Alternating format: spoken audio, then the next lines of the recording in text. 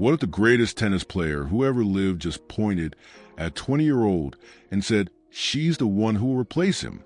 Not just win a few matches, not just crack the top 50, but carry the entire sport on her back for the next decade. That's not clickbait. That's not hype. That is exactly what Roger Federer did. 8 words. 8 words that made the tennis world stop, rewind, and ask each other, did he really just say that? But here's the problem. Here's the tension that nobody is talking about. When Federer spoke, half the internet erupted in celebration. The other half, they raised an eyebrow. They crossed their arms. They asked a question that legends hate, but history demands. Is this real? Or is this just another young player getting coronated before she's earned the crown?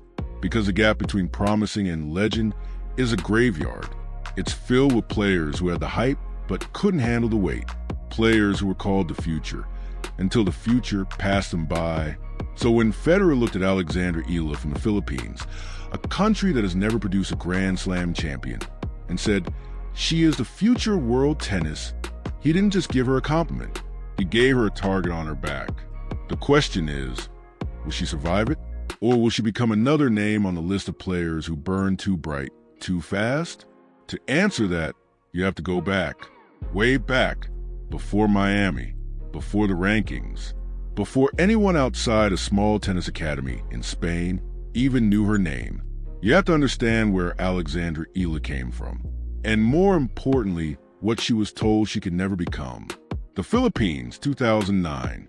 A 4-year-old girl is handed a tennis racket by her grandfather, not because she's a prodigy, not because anyone expects her to become a champion, just because he loves the sport and he wants to share it with her. That's how most stories like this begin. A relative, a backyard, a simple gift. But here's where this story splits from every other one. In the Philippines, tennis isn't just a sport, it's a statement. It's a game for the elite, for the country clubs, for the kids whose parents can afford private coaches and international travel.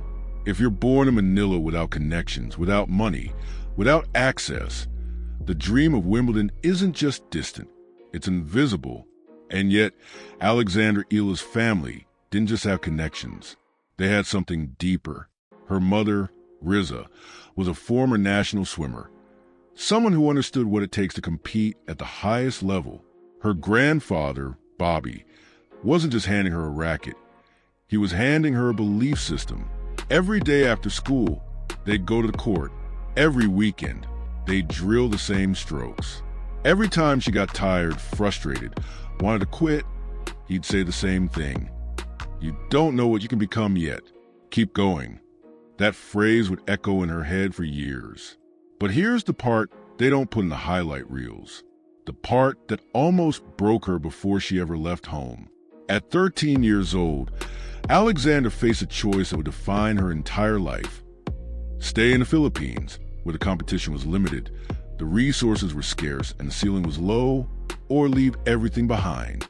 Her family, her friends, her language, her home, and move to Spain, alone, to enroll at the Rafael Nadal Academy, a place built by a legend, designed to produce champions, a place where losing wasn't just failure, it was evidence that you didn't belong. Imagine being 13.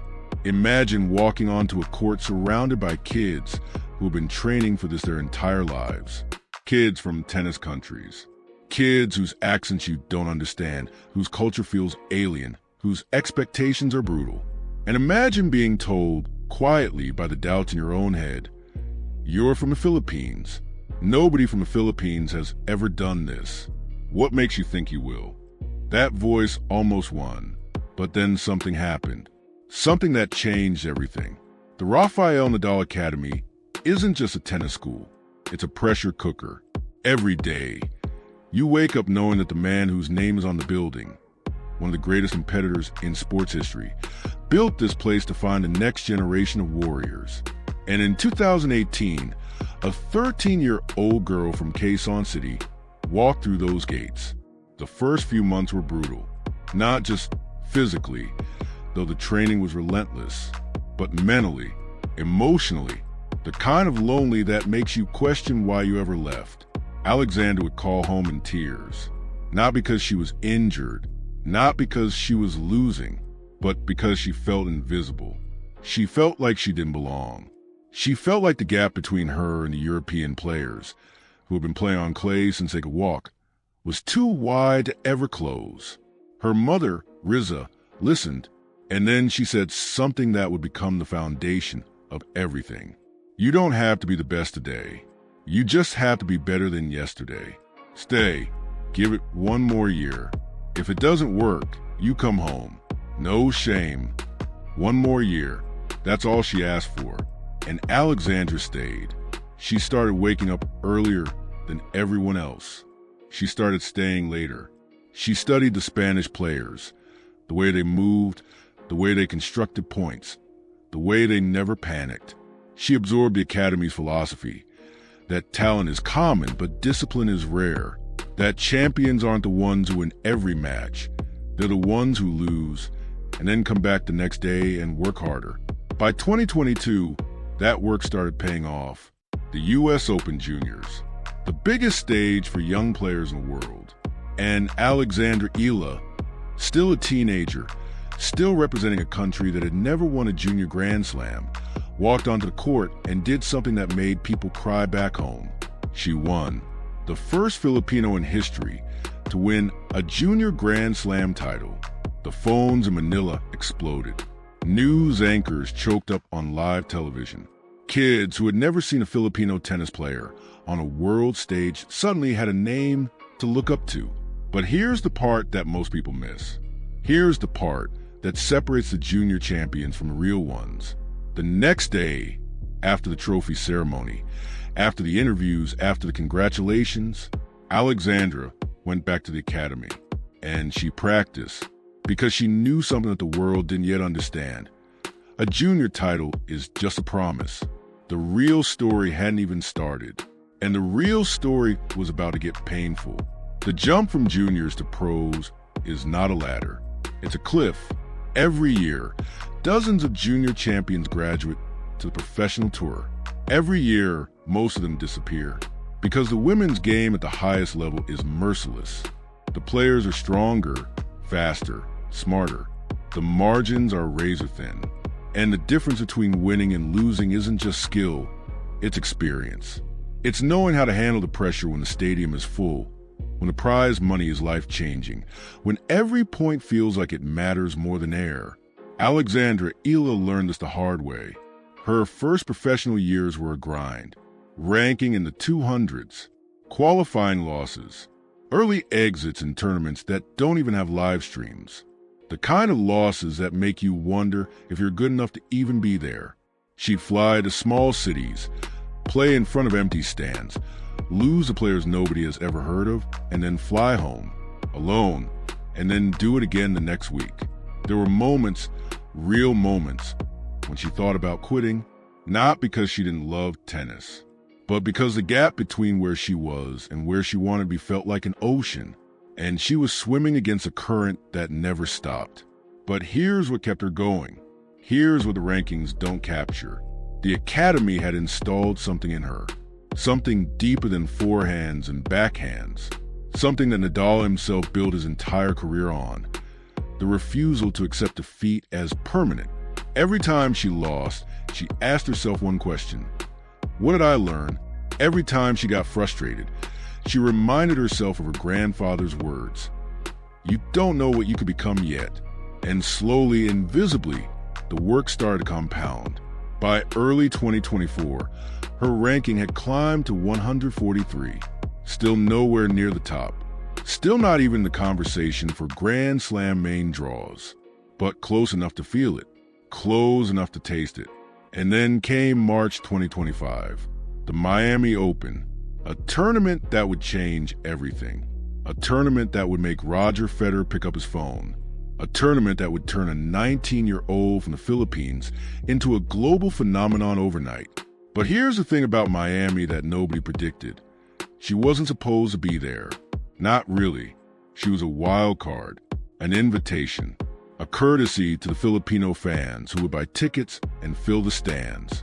The tournament organizers expected her to lose in the first round, maybe the second if she got lucky. They had no idea what was coming.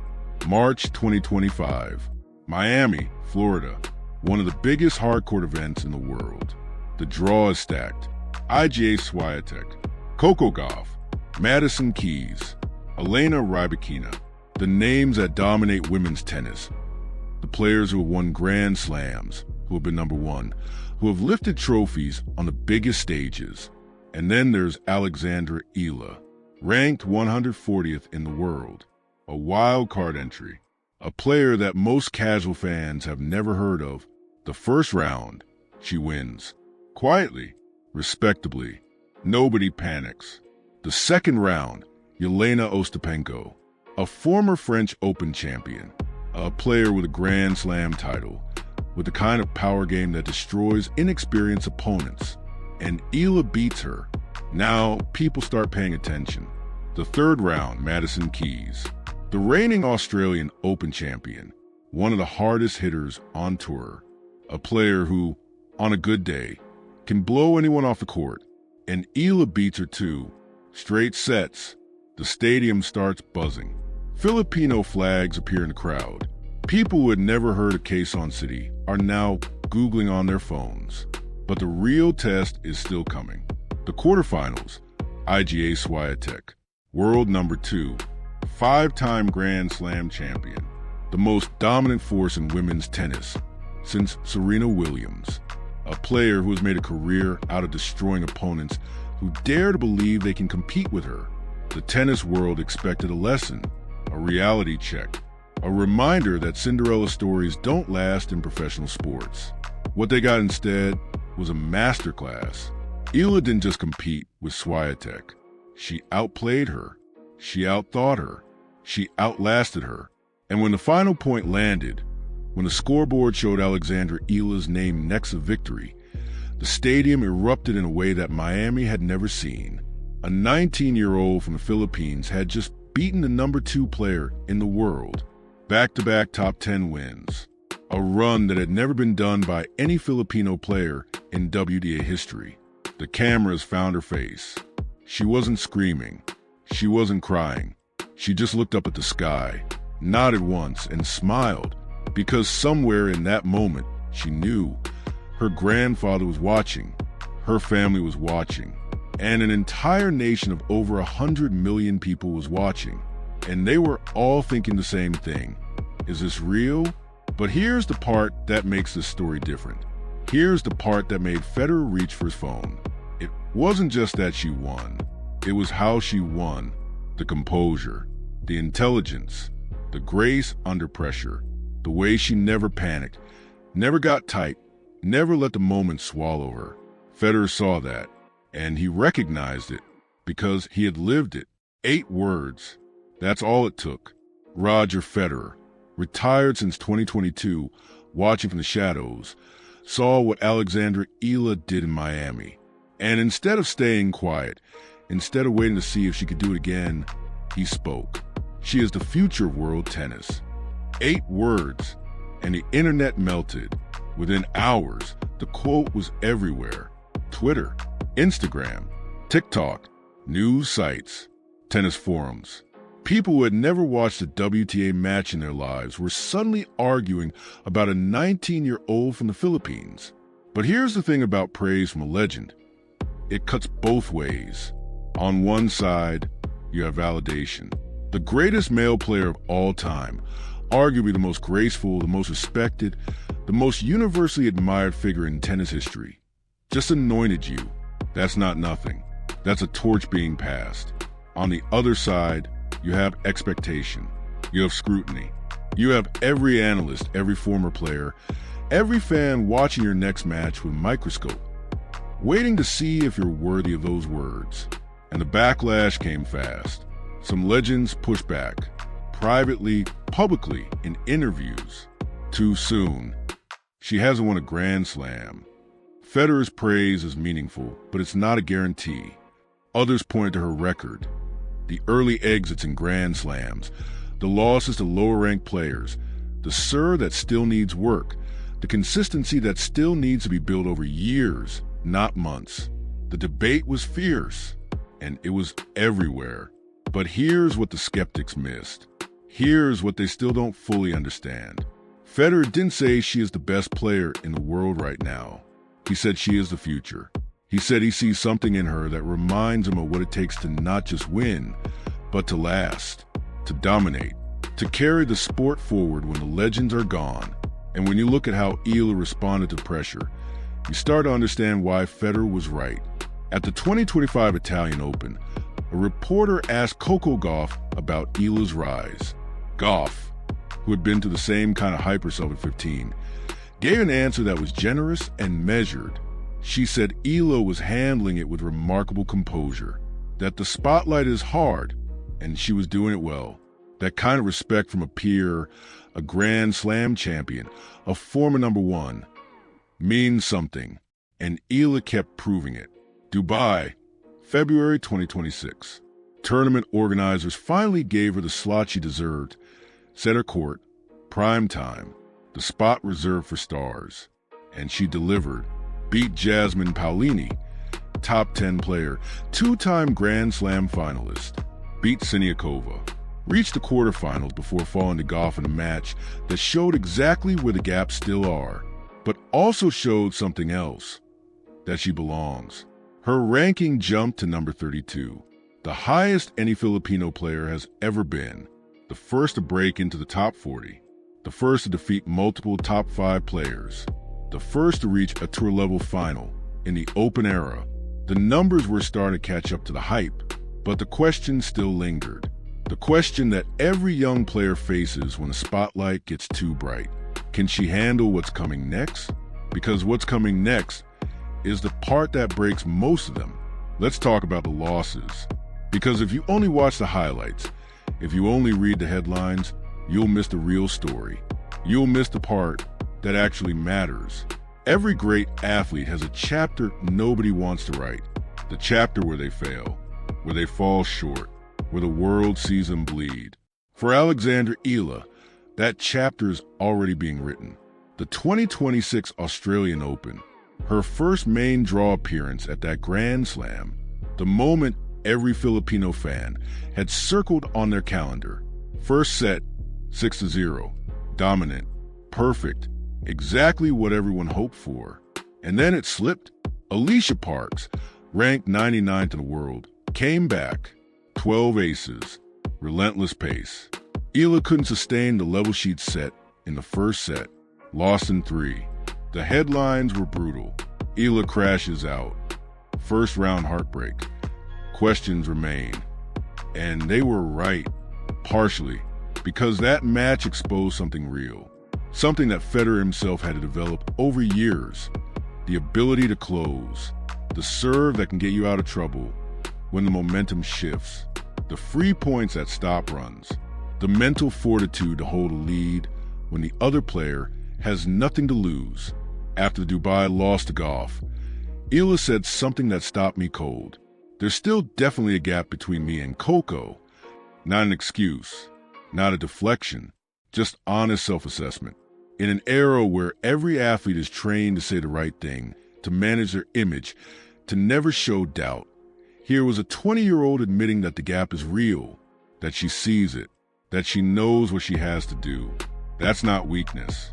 That's the kind of awareness that champions are built on. Analysts will tell you the gaps. The serve needs more bite. The clay court game needs more patience. The counterpunchers give her trouble when the pace slows down. But here's what the analysts don't always factor in. Character. Federer had gaps at 20. Serena had gaps at 20. Nadal had gaps at 20. The question isn't whether they exist. The question is whether the player has the humility to see them and the hunger to close them. Eala does. And that's exactly what Federer recognized. Because when he said she is the future, he wasn't looking at her ranking. He was looking at her reflection. There's a moment in every athlete's life when they say something that reveals who they really are. Not in a scripted interview, not in a carefully managed press conference, but in a quiet moment when the cameras are still rolling but the guard is down. For Alexandra Eala, that moment came after one of the most exhausting weeks of her career. A reporter asked her about Roger Federer, about what his legacy meant to her, about why she admired him. And her answer wasn't about trophies. The thing I most admire about Roger is his grace on the court and off the court as well, his composure and just how he carries himself, and the image he's built up over the years. Grace, composure, image. Those aren't the words of someone chasing rankings. Those are the words of someone building something permanent. Someone who understands that greatness isn't just about what you win. It's about how you carry yourself while you're winning it. She added something else, something even more telling. She talked about Federer's retirement, about how even the greatest are, in the end, human, about how their departures remind young players that the window is finite, that every day matters, that the work never stops. Think about that for a second. A 20-year-old being called the future of tennis, watching the legends retire, and instead of feeling entitled to their throne, she feels the weight of the work still to come. That's rare. That's special. And it's why the Philippines has fallen in love with her in a way they haven't loved an athlete since Manny Pacquiao. A Filipino worker in Abu Dhabi said it best. Since Pacquiao, no Filipino athlete has captured the nation's spirit like Alex Eala. Think about the weight of that comparison. Pacquiao wasn't just a boxer. He was a symbol. He represented the idea that someone from the Philippines could stand on the biggest stage in the world and not just compete, but dominate. Eala hasn't dominated yet. She hasn't won a Grand Slam. She hasn't reached #1. But she's already given her country something just as valuable. Belief. The belief that they belong. That the future isn't closed to them. That a kid from Quezon City with a dream and a racket can stand on center court in Miami, in Dubai, in Melbourne, and look the best players in the world in the eye and not blink. That's not just tennis. That's legacy. And we're only at the beginning. So where does she go from here? That's the question that hangs over every young player with a target on their back. The question that separates the one-hit wonders from the legends. The WTA Tour is merciless. The players at the top don't get worse. They get better. They study you. They find your weaknesses. They exploit them until you prove you can fix them. Eala knows this. She's lived it. The serve will get stronger. The clay court game will get more patient. The tactics will get sharper. That's the work. That's the grind. That's the part that doesn't make headlines, but makes champions. But here's the thing that gives me chills when I think about her future. She's already shown she can do the hard part. The part that most players can't handle. The part where the whole world is watching, waiting for you to fail, and you step on the court anyway and compete like you belong there. Miami proved that. Dubai proved it again. And the trajectory is real.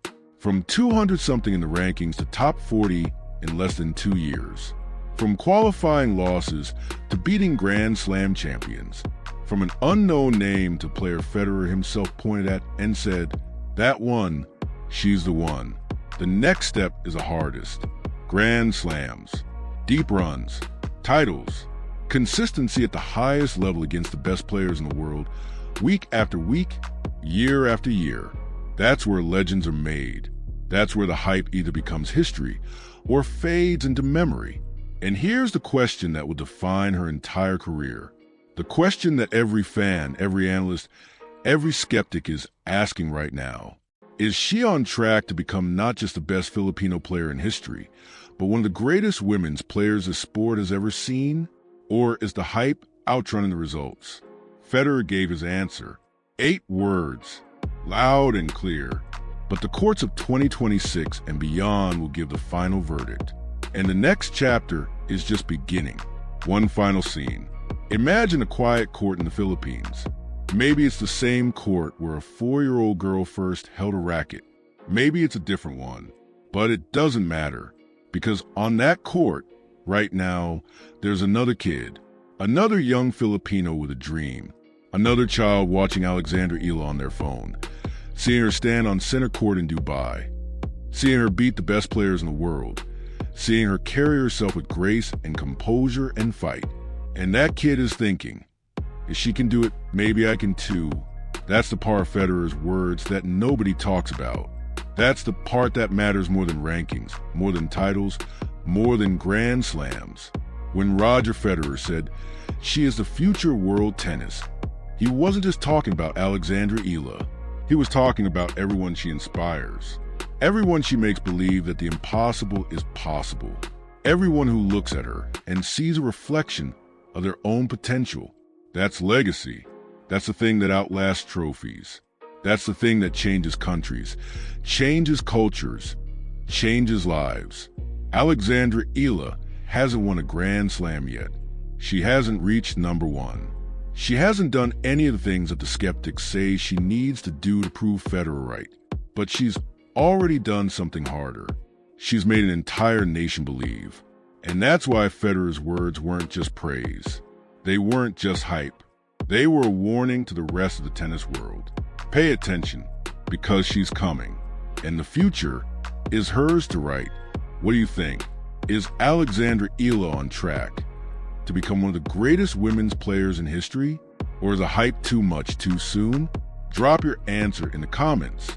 This debate is just getting started. And if you made it this far, hit subscribe, because this story, it's far from over.